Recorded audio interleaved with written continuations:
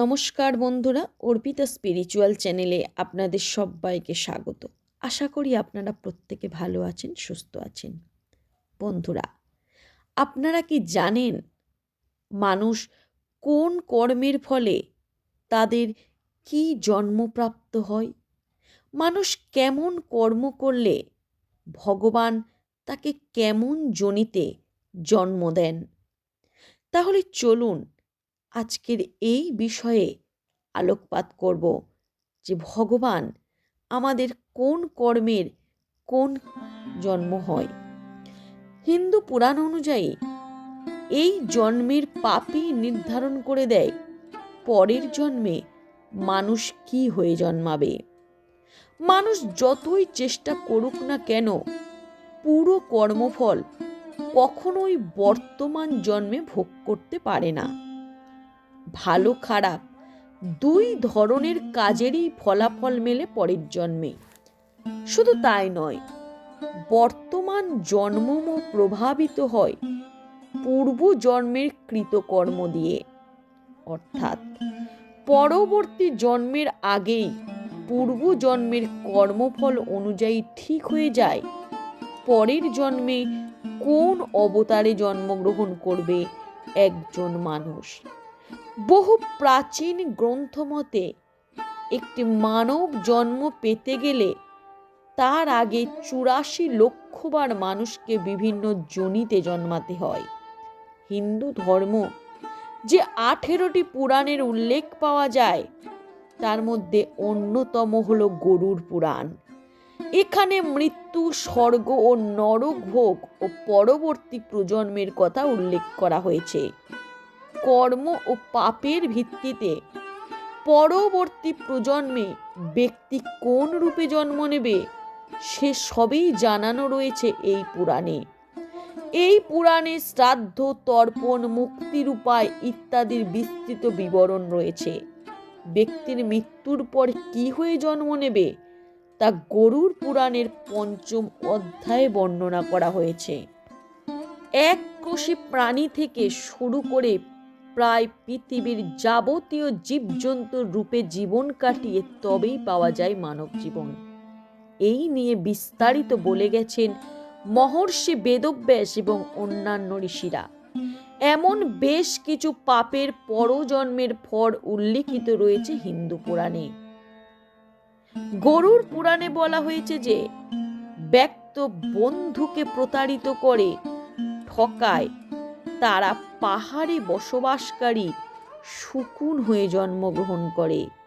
পেট ভরার জন্য তারা মৃত প্রাণী ভক্ষণ করে। আবার যে ব্যক্তি ধর্মের বিরোধিতা করে, ধর্ম পালন করে না, হত্যা করে, তারা কুকুর, গাধা বা উট রূপে জন্ম নেয়। যে জাতকরা নিজের বন্ধুর স্ত্রীর উপর কুদৃষ্টি দেয় তারা গাধা রূপে জন্ম নেয়। আবার যারা অন্যের স্ত্রীর সঙ্গে সম্পর্ক গড়ে তোলে তারা ঘোর নরকে যায়। এরপর সেই ব্যক্তি কুকুর, শকুন, শেয়াল, সাপ, কাক এবং শেষে বকের যোনি লাভ করে। আবার বিয়ের পরেও যে স্ত্রীরা অনৈতিক সম্পর্কে জড়ায় তারা পরবর্তী প্রজন্মে বাদুড় হয়ে জন্মগ্রহণ করে। স্ত্রীকে মারধর করে যে ব্যক্তি সে পরবর্তী প্রজন্মে নানান রোগে গ্রস্ত থাকে।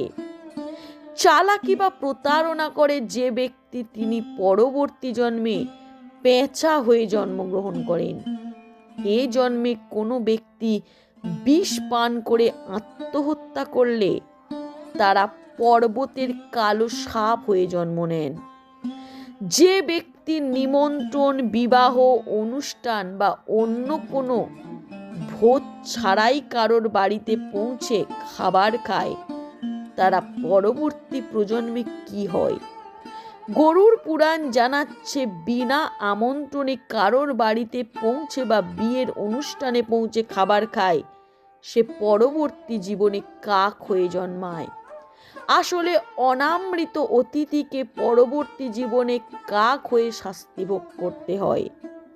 যেন বাড়ির মালিককে বলে যে কেউ একজন আসতে চলেছে, যাতে বাড়ির মালিক যতটা সম্ভব তার আগমনের প্রস্তুতি নিতে পারে। কোনো পুরুষ যদি ধর্ষণ করে, তবে পরের প্রথম জন্মে তিনি হবেন নেকড়ে, দ্বিতীয় জন্মে শেয়াল, তৃতীয় জন্মে শকুন, চতুর্থ জন্মে সাপ এবং পঞ্চম জন্মে হবেন সারস। সোনা চুরি করা পুরাণ মতে ক্ষমার অযোগ্য অপরাধ। এমন কাজ যে করবে তাকে পরের জন্মে পোকা হয়ে জন্মাতে হবে। পাশাপাশি যদি কেউ রূপা চুরি করে, তাকে পরের জন্মে পায়রা হয়ে জন্মাতে হবে। কারো পোশাক চুরি করা বা কারো শরীর থেকে পোশাক টেনে নেয়ার মতো ঘৃণ্য কাজ করলে সেই ব্যক্তিকে পরের জন্মে টিয়া পাখি হয়ে সারা জীবন খাঁচাবন্দি অবস্থায় কাটাতে হবে। তো বন্ধুরা, আপনারা জানতে পারলেন যে মানুষ কোন কর্ম করলে পরবর্তী জন্মে তাকে ঠিক কী রূপে জন্মগ্রহণ করতে হয়। ভিডিওটি ভালো লাগলে অবশ্যই লাইক করবেন।